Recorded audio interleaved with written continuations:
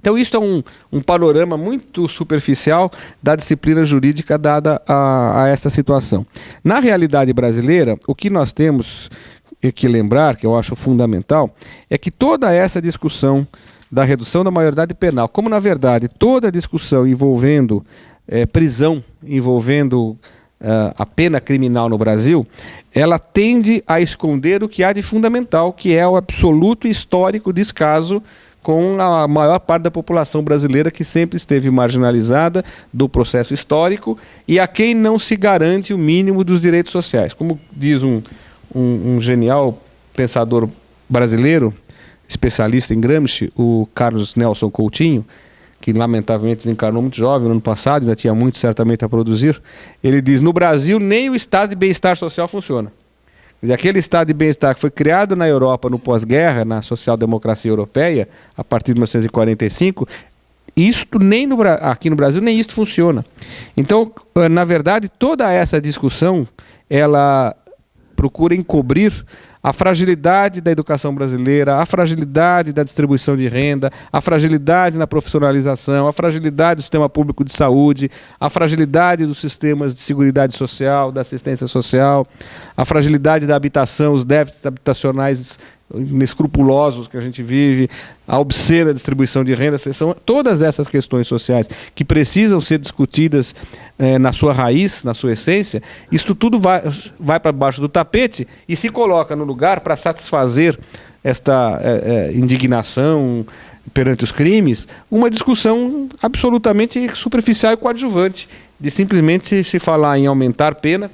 Estou falando do projeto que está para ser votado no Congresso Nacional, que aumenta a pena para o tráfico de entorpecentes e volta a endurecer o tratamento para o usuário de entorpecentes, na contramão do que se faz no mundo. E essa discussão e esse projeto de lei oportunista do governo de São Paulo para tentar ampliar ou a redução da idade penal ou simplesmente aumentar o prazo de internação para os adolescentes na prática de crimes. Quer dizer, uma maneira de distrair a população para o que de fato importa, porque uma discussão que realmente importa viola os interesses de quem sempre dominou as relações econômicas no país. Quer dizer, esta distribuição de renda desigual e obscena que nós temos, ela não é simplesmente resultado de um mero processo histórico, mas de um processo histórico conduzido para isso, desde os senhores do engenho, passando por todo o processo de industrialização brasileira, por uma burguesia que quer simplesmente se faturar a qualquer custo. É o faturamento sem ética, sem nenhum escrúpulo e sem nenhum conteúdo humanitário, né? Então, nós tivemos, no caso específico do Brasil, só para falar do século XX, né? Hoje cedo, a Ana Luísa assistiu, a gente fez uma exposição na escola do Ministério Público em que a gente foi buscar esse processo lá atrás, na colônia. Aqui não é tempo para isso, nem é o caso. Mas só para a gente falar do século XX, o que aconteceu a partir do momento da República Velha, em que a aristocracia cafieira ainda tinha o poder político, mas já convivendo com uma burguesia que foi enriquecendo a partir do processo de industrialização, principalmente aqui em São Paulo. No movimento de 1930, esta aristocracia é apiada do poder, movimento de 30 de Getúlio Vargas, e a burguesia assume o poder, né? A gente lembra sempre que o último estrebuchar da velha aristocracia foi a chamada Revolução Constitucionalista de 32 em São Paulo. A partir daí, a burguesia assume o poder e tem que fazer concessões aos movimentos populares que começam a surgir na década de 20, nos quartéis com o tenentismo, depois com a Revolução Liberal em São Paulo em 1924, Coluna Prestes, que daí decorre, os movimentos operários, os imigrantes italianos, espanhóis e portugueses que se organizam em sindicatos, os movimentos anarquistas, comunistas, a fundação do Partido Comunista em 1922, as grandes greves que pararam São Paulo. Quer dizer, este movimento que, aliás, não querem empregar. Quem é mais velho aqui lembra das pressões nos anos 80, na região de Ribeirão Preto, dos chamados boia-frias. Hoje ninguém nem fala mais a expressão boia-fria, né? Foi a época em que o Ministério Público conseguiu, por exemplo, a proibição de que trabalhadores fossem transportados em carroceria de caminhão. Era obrigatório o uso do ônibus, né? Como até hoje é. Então a pressão, a luta contra os usineiros, a queima da palha de cana, o arremesso de vinhoto nos rios, poluindo tudo. Quer dizer, todo este processo que ocorre na segunda metade do século XX vai expulsando os trabalhadores rurais para as cidades. Só que são trabalhadores rurais sem nenhuma outra qualificação profissional. Eles sabem plantar. plantar e colher. Na cidade eles não têm emprego. E como ao mesmo tempo nós vivemos a revolução tecnológica e os empregos vão ficando cada vez mais exigentes, a necessidade de formação e de qualificação cada vez maior, essas pessoas não conseguem acompanhar isso. Conclusão, as grandes periferias da cidade, está aí o resultado disso. E os jovens para a rua, para criminalidades, as meninas se prostituindo, as prisões ampliando-se cada vez mais, e aí vem a reação. Qual é a reação? Prender. Criminalizar. E aí nós montamos um Estado criminal. E temos, por exemplo, em São Paulo, uma polícia militar, com 90 mil homens, formação militar. É um horror se imaginar de um contingente desse tamanho de pessoas numa formação militar. A formação militar é para a guerra, é para o confronto, é para o conflito. Então esses policiais militares, que muitas vezes são pessoas decentes, homens de bem, bem intencionados, mas estão forjados de trabalhar, para atuar e trabalhar no confronto. E aí vão para as periferias, para o confronto. E aí nós temos hoje um verdadeiro genocídio de jovens, sobretudo negros, na periferia da cidade de São Paulo, sendo mortos como moscas, né? E esses meninos, e essa pressão toda, para quê? Para aumentar a pena, aumentar a pena, aumentar a pena, cada vez vai prendendo mais. Meus amigos, dos anos 80, o governo Quércia, para cá, foram construídas dezenas de presídios em São Paulo. Dezenas.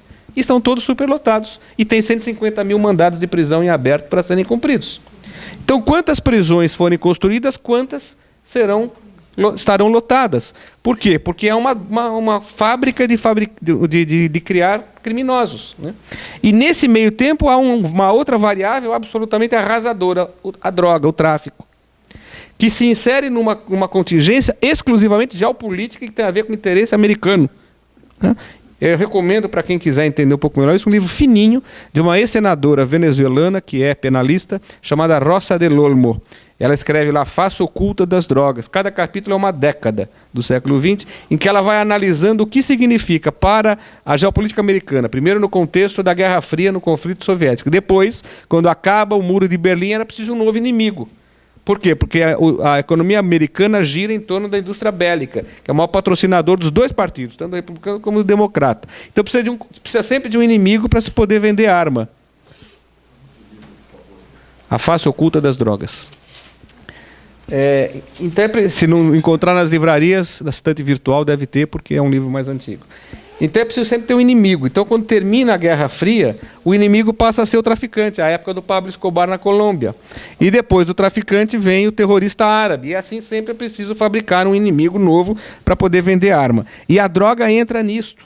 E o Brasil, como rota e como mercado de consumo, entra nisto, né? E aí nós criamos toda essa questão do confronto, do conflito, para enfrentar as drogas, que é uma guerra absolutamente perdida, com um gasto excepcional, impressionante de dinheiro, contra um exército que não tem nenhum tipo de escrúpulo e uma capacidade de corromper e de matar infinitas. E nós estamos, então, produzindo os supostos traficantes, que são os criminosos que estão enchendo as nossas cadeias. E que, se quiser falar numa linguagem basicamente capitalista, custam R$5.000 para cada um dos nossos cidadãos. Enquanto uma criança na escola custa X, eu não sei, a Dora vai contar. Seguramente muito menos do que custa um preso. R$1.000. Então pronto, é um quinto, não é? Então o que eu quero dizer a vocês com tudo isso? Que toda esta pressão que surge hoje por aumentar pena, por aumentar a criminalidade, por construir mais cadeia, por reduzir progressão de regime, tirar benefícios, reduzir a maioridade penal, é todo um movimento, na verdade, de reação para que não se enfrente o que precisa ser enfrentado. Que é por que a escola pública é este lixo que é hoje. Claro, a escola pública é o lixo que é hoje porque as escolas particulares precisam que a escola pública seja esse lixo. Afinal, se a escola pública for de ótima qualidade, quem vai pagar a escola privada? Não, ninguém vai. Não é? Ninguém vai. Se os hospitais públicos funcionassem de forma absolutamente decente, séria e eficiente, quem iria pagar plano de saúde? A fortuna que todos nós pagamos de plano de saúde. Então, a má qualidade do serviço público prestado, dos serviços básicos, saúde e educação, por exemplo, são resultado de uma economia de mercado construída em torno exclusivamente do lucro de alguns. De alguns poucos. E é isto que essas pessoas não querem que se enfrente. Então, para distrair os incautos, joga o discurso da menoridade da idade, a redução da menoridade penal, por exemplo. Joga o discurso de aumentar a pena para o traficante. E fica alimentando esta máquina de moer pobres, de moer negros, né? Reforçando a questão das classes sociais brasileiras e desta profunda e infinita exclusão. O sistema prisional absolutamente fracassado por conta disto. Por quê? Porque ele não está concebido para receber tanta gente. E quantos presídios se construírem, quantos estarão lotados. Portanto, não há condições de atender nunca essa demanda, porque é uma demanda falsa, é uma demanda artificial. Não existe esse monte de criminoso no Brasil. Você lembrou que os Estados Unidos são o primeiro país do mundo em população carcerária. O Brasil é o quarto. Depois dos Estados Unidos vem a Rússia, a China e logo depois somos nós. Só que o que nos preocupa é que a nossa população carcerária, nos últimos anos, cresce em progressão geométrica. Até onde vamos? E os nossos orçamentos vão aguentar isso? Quer dizer, nós vamos continuar deixando de construir escolas, hospitais e creches para construir presídios? Quer dizer, o que é mais grave? Os 150 mil, olha que coincidência o número, 150 mil mandados de prisão para serem cumpridos, ou as 150 mil crianças de São Paulo que não têm creche? Esse é o déficit de vagas de creche no município de São Paulo, né? Então é uma questão de uma opção política que tem um conteúdo político profundo. E para a gente encerrar isso, o que é de muito sério nisso é que toda essa discussão, que é uma discussão política, ela se esvazia. Por quê? Porque nós ficamos discutindo a periferia dos problemas e colocamos a discussão no patamar da criminalidade. E vamos discutir simplesmente conflito de polícia e traficante na periferia, como se esse fosse, de fato, um conflito verdadeiro. Vamos discutir organizações criminosas e os PCCs da vida, como se eles fossem, de fato, os inimigos. Como se o traficante de verdade fosse o Zé Mané que está preso no RDD, no Pontal do Paranapanema. Como se uma atividade empresarial daquele porte fosse feita por um rapaz semi-analfabeto. Quer dizer, onde está o tráfico? Patamares empresariais muito mais elevados, que não aparecem, né? Então, essa máquina absolutamente corrompida vai construindo condições para que se alimente esse discurso, chamados movimentos de lei e de ordem, que se alimentam o medo, né? O medo é uma indústria. Por quê? Porque hoje são poucos os policiais que não têm, nas horas vagas, uma empresa de segurança privada. Agora, como é que eles conseguem vender a segurança privada? Porque tem o medo, senão ninguém contrata. Ninguém vai conseguir vender segurança privada em Estocolmo, porque lá não se tem medo disso, né? Então é preciso que se crie isso. E aí entra um último componente que é fundamental, a imprensa. A imprensa absolutamente dominada por esses exatos e mesmos interesses. E numa situação obscena que a gente vive no Brasil, de absoluta concentração dos meios de comunicação social nas mãos de 7 famílias e um grupo religioso. Estas 8 pessoas que sentam nesta sala e sobra espaço, decidem o que os 200 milhões de brasileiros vão saber no dia seguinte. Porque são os donos de todas as emissoras de televisões e as repetidoras nos estados e nas regiões, são os donos dos grandes jornalões, são os donos das revistas semanais de informação, são os donos das agências noticiosas que produzem notícias para a imprensa regional, são os donos das emissoras de rádio, são os donos dos portais de notícias da internet. Pronto, fechou. Né? E se nós concentrarmos num dado noticiário que vai para o ar toda noite entre as novelas e numa determinada revista insuportável que circula semanalmente, pega todas as classes sociais brasileiras e as pessoas pensam que ali elas se informam, se deformam, porque ali não tem nada de verdadeiro naquelas coisas que são ouvidas. É tudo manipulado para que nós acreditemos nessas inverdades que vão dominando a cena brasileira nesses últimos anos, né? Eu teria algumas outras questões para dizer, mas acho que já falei muito, então eu vou ler aqui rapidamente o que eu disse. A redução da imputabilidade nesse panorama, inútil, porque não reduz a criminalidade. Injusta, porque não atinge os maiores criminosos, inclusive os administradores corruptos e os empresários corruptores. Inócua, porque não atinge a raiz dos problemas sociais brasileiros. Ineficiente, porque não haverá vagas no sistema prisional para acolher os adolescentes. E indecente, porque alimenta o cinismo da burguesia brasileira, que fica alimentando esse discurso falso. E a gente pode depois prosseguir nas discussões. Vamos ouvir um pouco da Dora.